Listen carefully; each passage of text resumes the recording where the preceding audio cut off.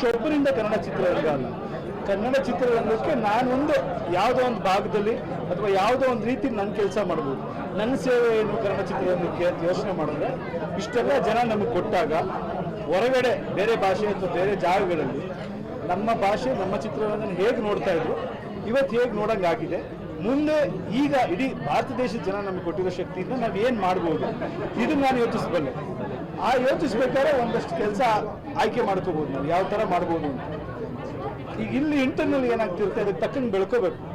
ನೀವು ಯಾವಾಗ ಹೊಸ ಪ್ರತಿಭೆಗಳು ಬರ್ತಾರೆ ಅವ್ರಿಗೆ ಪ್ರೋತ್ಸಾಹ ಕೊಡದೆ ಇರೋ 2-3 ಜನಕ್ಕೆ ನೀವು ಇಲ್ಲ ಅವರು ಮತ್ತೆ ಮತ್ತೆ ಮಾಡಿ ಅಂತ ಹೇಳೋದು, ಮಾಡಿದ್ಮೇಲೆ ಕ್ವಾಲಿಟಿ ಇಲ್ಲ ಅಂತ ಹೇಳೋದು ತಪ್ಪಾಗುತ್ತೆ. ಸೊ ಹೊಸ ಹುಡುಗರಿಗೆ ಹೊಸ ಹೀರೋಗಳಿಗೆ ಇದು ಕೊಡಬೇಕು. ಆ್ಯಂಡ್ ಎಲ್ಲರೂ ಕಷ್ಟಪಡ್ತಾರೆ. ಈಗ ಪ್ರೇಮ ಸಿನಿಮಾ ಮಾಡ್ತಾ ಇರ್ತಾರೆ, ಅಜಯ್ ಸಿನಿಮಾ ಮಾಡ್ತಾ ಇರ್ತಾರೆ. ಸಿನಿಮಾ ಬಂದಾಗ ಅದು ಏನಕ್ಕೆ ಎಫರ್ಟ್ ಆಗ್ತಾ ಇರ್ತಾರೆ. ಎಂಟೈರ್ ಇಂಡಸ್ಟ್ರಿ ಅಂದರೆ ಒಂದು ಚಾನೆಲ್ಗಳಾಗ್ಬೋದು, ರೈಟ್ಸ್ಗಳು ಕೊಟ್ಟು ಸಪೋರ್ಟ್ ಮಾಡೋದಾಗ್ಬೋದು, ಬೈಯಿಂಗ್ ಮಾಡಿ ಅವ್ರಿಗೆ ಬ್ಯಾಕ್ ಮಾಡೋದಾಗ್ಬೋದು. ಒಂದು ಸಿನಿಮಾ ಸೋದ ತಕ್ಷಣ ತಿರುಗದೆ ಹೋಗ್ಬಿಟ್ರೆ ಹೀರೋಗಳು ದಿನ ಹುಟ್ಟಕ್ಕಾಗಲ್ಲಮ್ಮ.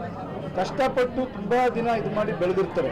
ಸೊ ಇಂಡಸ್ಟ್ರಿ ಸಪೋರ್ಟ್ ಮಾಡಬೇಕಾಗುತ್ತೆ. ಯಾವಾಗಲೂ ಸಿನಿಮಾ ಹಿಟ್ಟೇ ಆಗಲ್ಲ ಅಥವಾ ಫ್ಲಾಪ್ ಆಗ್ಬಿಟ್ಟಾರೆ ಮತ್ತೆ ಹಿಟ್ಟಾಗಲ್ಲ ಅನ್ನೋದೇನಿರಲ್ಲ. ಸೊ ಎಲ್ಲರಿಗೂ ಅಷ್ಟೇ ಇಂಪಾರ್ಟೆನ್ಸ್ ಕೊಡಬೇಕು. ಎಷ್ಟು ಇದೊಂದು ಜವಾಬ್ದಾರಿ ವಹಿಸ್ಕೋಬೋದು. ಸೊ ನಾನೇನೋ ಒಂದು ಬೇರೆ ದಾರಿಗೆ ಹೊರಟಿದ್ದೀನಿ ಅಷ್ಟೇ ಬಿಟ್ಟರೆ ನಾನು ಯಾವತ್ತೂ ರಿಲ್ಯಾಕ್ಸ್ ಆಗೋನಲ್ಲ. ಜನ ಕೊಟ್ಟಿರೋ ಜವಾಬ್ದಾರಿ ನನಗೆ ಗೊತ್ತಿದೆ. ಕನ್ನಡ ಚಿತ್ರರಂಗ ನಾನು ಹೇಳೋದಷ್ಟೇ, ಫಸ್ಟ್ ನೆಗೆಟಿವ್ ಮೈಂಡ್ ಸೆಟಲ್ಲಿ ಇರಬಾರ್ದು. ಯೋಚನೆ ಮಾಡಿ ನೋಡಿ, ಬೇರೆ ಬೇರೆ ಕಾರಣಗಳಾಗಿದೆ. OTT ರೆವಲ್ಯೂಷನ್ ಆಗಿದೆ. ಆಮೇಲೆ ಯಾವಾಗಲೂ ಚಿತ್ರರಂಗ ಹಂಗೆ ಇರುತ್ತೆ, ಒಳ್ಳೇದು ಕೆಟ್ಟದ್ದು ಬರ್ತಾ ಇರುತ್ತೆ ಸೀಸನಲ್ಲಿ. ನೀವು ಡೆವಲಪ್ ಆಗಬೇಕು. ಏನು ಮಾಡ್ತಿದ್ದೀರಾ? ಇಲ್ಲಿ ಡೈರೆಕ್ಟರ್ಸ್ಗಳಿಗೆ ಅಪ್ಗ್ರೇಡ್ ಆಗೋದಕ್ಕೆ ಏನು ಅವಕಾಶ ಕೊಡ್ತಿದ್ದೀರಾ?